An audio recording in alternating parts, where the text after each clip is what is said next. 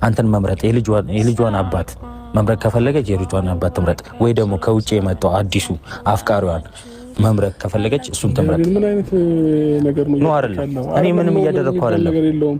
አንተ ራስህ ታስበው። ቆይ ትናንት አይታው እንኳን በአካል የማታውቀውን ሰው ጭራሽ ምርጫ ውስጥ አስገብተህ ምናምን ሰውን መረጥ አንተ አስገብቼው አይደለም አብርሽ። አንተ ራሱ እኮ ምን እያለች ነው? እቤት ስትገባ ምንድን እያለች ያለችው? በቃ ይሄ አሁን በዚህ ሀሳብ ከሆነ የጠራኝ እኔ አላስማማበትም። እንዴ ምን አይነት 3 ቀን 2 ቀን እንኳን በስነስርዓት አግኝታው የማታውቅ ሰው እኮ ነው እንዴ በልህ የገባችበት ነገር ላይ እናንተ ጭራሽ እኔን ከሱ ጋር አወዳድራችሁ